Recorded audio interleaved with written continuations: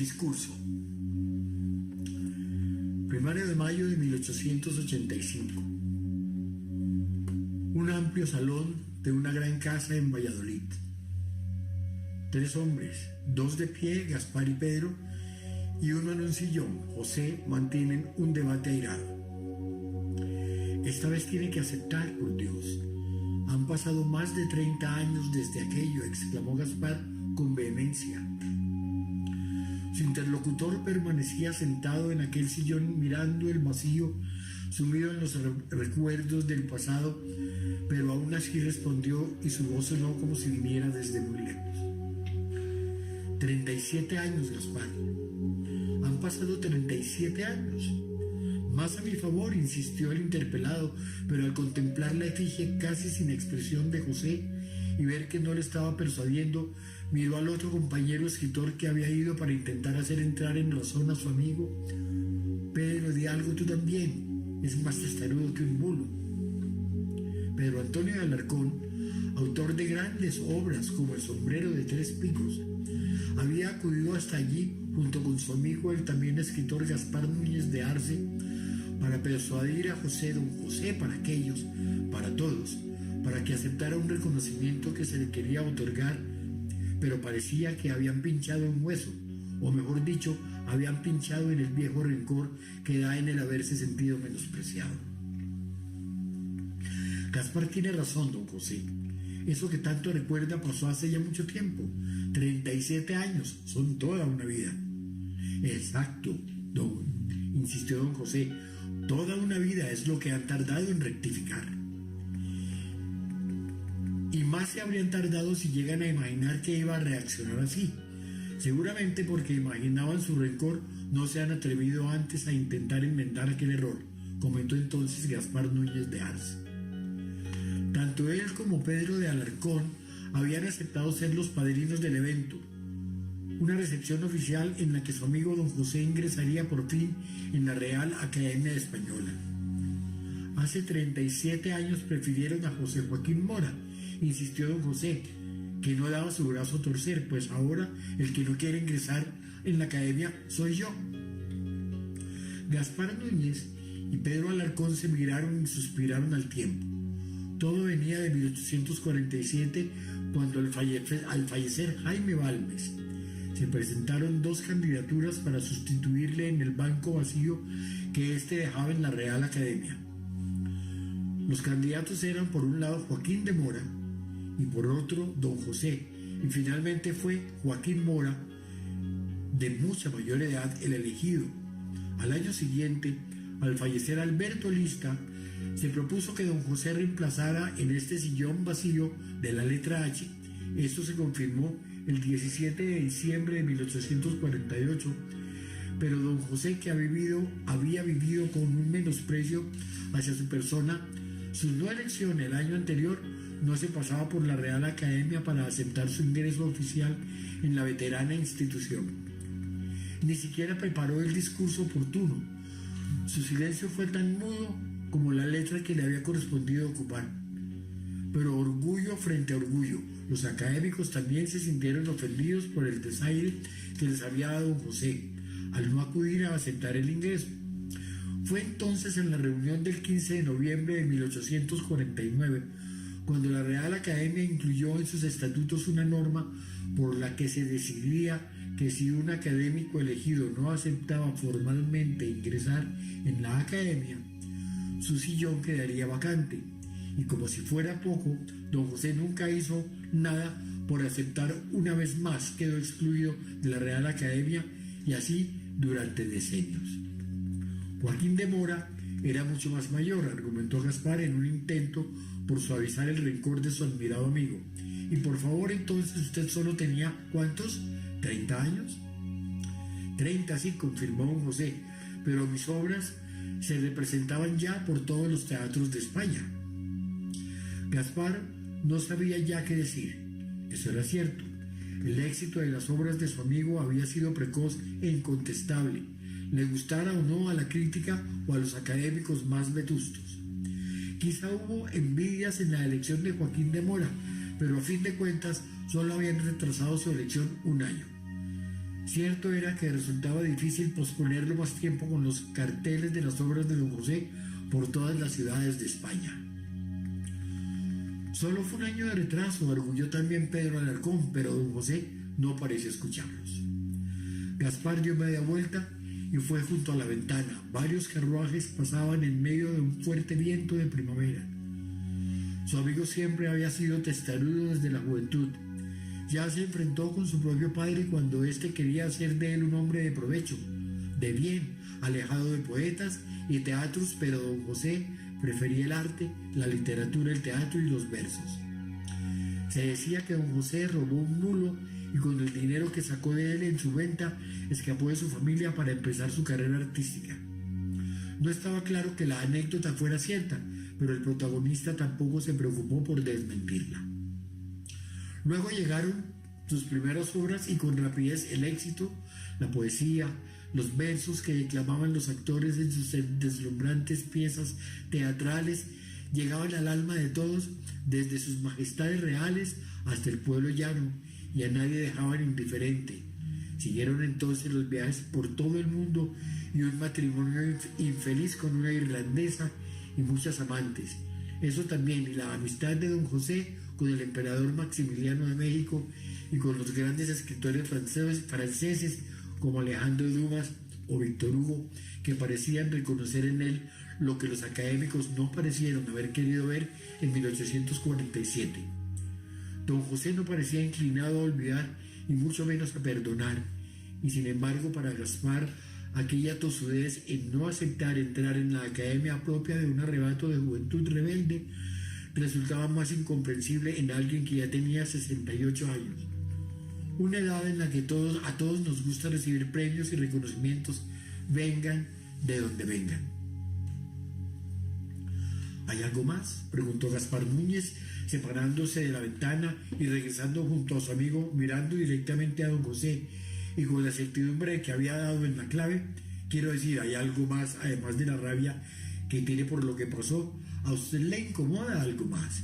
Nos conocemos bien. Háganos el favor, al menos, de no mentirnos a Pedro y a mí. Don José encogió los hombros, ladeó la cabeza. Está también lo del discurso, dijo al fin. Pedro y Gaspar se miraron confusos. ¿Qué discurso?, preguntó Pedro. El discurso de ingreso, respondió don José, algo airado y levantando el tono de voz, molesto porque sus amigos no le entendieran. Pero se ha ido por todos los pueblos de España declamando versos de sus obras en teatros abarrotados de público, dijo Gaspar. ¿Cómo puede incomodarle ahora hablar ante unos cuantos académicos? ¿No iba a ir el rey y toda su familia real y el presidente del Consejo de Ministros, Antonio Cánovas? Eso no es hablar ante cualquiera, contraargumentó don José. Pero es escritor, las palabras son como arcilla para alguien capaz de escribir las obras de teatro que ha creado. No puede ser que, arguye entonces Gaspar. Yo soy poeta, exclamó don José, interrumpiéndole. Mis obras están en verso. Pues hable en verso, intervino entonces Pedro.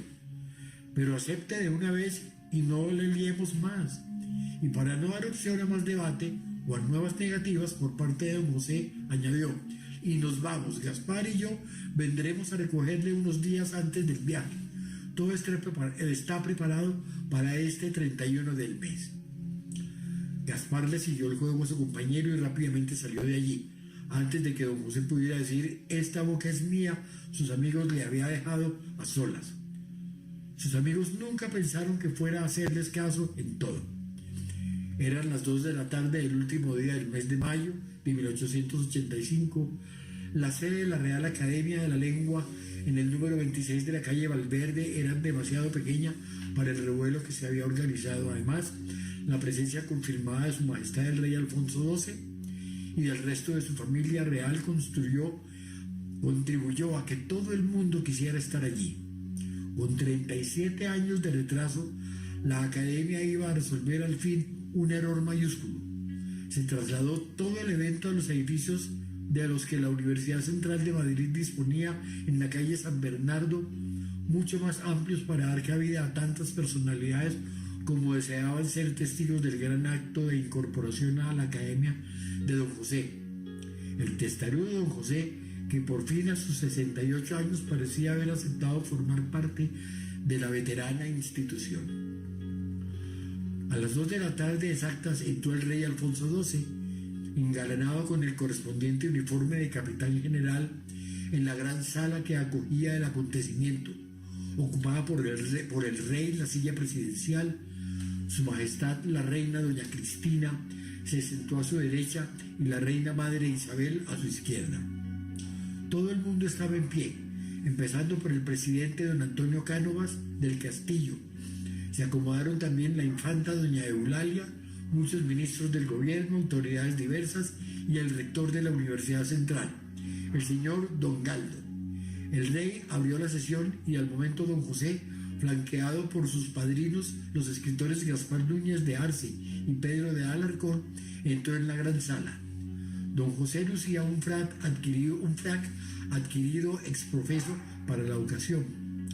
Si aceptaría a lo grande, pero también a su manera, y paseó exhibiendo una enigmática sonrisa entre todos los que antes le despreciaron y ahora le rendían admiración, y al menos eso aparentaba. Su Majestad Alfonso XII le concedió la palabra. Don José asintió, se situó en el estrado desde el que le correspondía dar el discurso de recepción en la academia, tosió, se aclaró la garganta con un sorbo del vaso de agua que a tal efecto habían dispuesto en un extremo del estrado. Saludó a sus majestades, al resto de los miembros de la familia real, al presidente del gobierno, a los ministros, al señor rector y al resto de autoridades. Hasta ahí todo va bien. Volvió a toser y a aclararse la garganta, sacó unos papeles del bolsillo y los puso sobre el estrado. Se sabía el texto de memoria, pero siempre era tranquilizador tenerlo delante por si se quedaba en blanco. Y empezó. Mi recepción, señores, como todo lo que me sintetiza o me revela, como todas mis obras y mis hechos, para ser natural, va a ser excéntrica. Y cayó un instante. Una breve pausa en la que miró al público. Pedro y Gaspar negaban con la cabeza, pero don José los ignoró. Ellos también ignoraron sus negativas. Ahora le tocaba a él. ¿No habíais dicho que en verso? Pues en verso será. El resto de asistentes lo observaba entre admirados y atentos. Don José prosiguió. Pero excéntrica y lógica. Su forma una tan solo puede ser, y es esta, que es lo que me ha valido la honra doble de aceptarme 2 veces la academia, el bagaje de versos que me sigue y mi exclusivo nombre de poeta. La poesía fue mi único vicio, mas son mis versos mi única defensa. E imponerme la prosa y el discurso rigor fuera en vosotros y en mi mengua. ¿Qué discurso ha de hacer quien no lo tiene? ¿Sobre qué discurrir podría aunque quiera? Ni sobre qué podrá formar un juicio quien por vivir sin él hasta aquí llega. Ya conculcando vuestras reglas todas, me hice famoso de osadía, a fuerza atropellé y amordacé la crítica, sofoqué la razón y formé escuela, inconsciente es verdad, justicia hacedme, jamás cátedra abrí ni fundé secta. El 31 de mayo de 1885, don José Zorrilla, autor de decenas de magníficas obras, entre ellas el inolvidable don Juan Tenorio, aceptó al fin, después de 2 intentos infructuosos anteriores, ingresar en la Real Academia Española de la Lengua. Su discurso de recepción fue íntegramente en verso, un vaso prácticamente único, ciertamente memorable, y un discurso impecable que recomiendo a cualquiera que le guste la literatura, la poesía y la fina ironía. No hay un solo de esos endecasílabos rimados que pronunció don José Zorrilla aquella tarde que tenga desperdicio. Su discurso es una de esas espléndidas piezas oratorias más llamativas aún por lo olvidada y desconocida que es. Queda por aclarar que he dicho que su discurso en verso era acaso prácticamente único. Y digo eso en lugar de único a secas, porque los puristas podrían recordarme que el 10 de marzo de 1744 el padre maestro Fray Juan de la Concepción, carmelita descalzo, también usó el verso en un ingreso en la academia, aunque dicho sea con todo el respeto, su discurso no estuvo nunca a la altura de la calidad del de Zorrilla, ni levantó tampoco la misma expectación. También parece ser que usó el verso Javier de Quinto en 1850, según Camilo José Cela, aunque el experto en historia de la Real Academia y miembro de esta, don Pedro Álvarez de Miranda, destaca que discursos de ingreso en verso desde 1847 se regularizó el uso de este tipo de recepciones. Solo hay dos, el de don José Zorrilla en 1885 y el del poeta José García Nieto en 1983. No es difícil hacer un discurso y más difícil aún es hacerlo en verso, pero Zorrilla no era hombre al uso, sino que en el sentido literal de la palabra era hombre extraordinario y pese a orgullos heridos, hombre humilde tal como la fe, el cierre de su mítica intervención en 1885, que dice así: pero aunque viva siglos, ya mi gloria no podrás revivir, noble academia, ni en el cielo del arte hacer de nuevo brillar la luz de mi apagada estrella. No arrancarán del alma las espinas, las coronas que nimben mi cabeza, ni me hará crecer el pueblo que soy grande, siendo cual son mis obras tan pequeñas.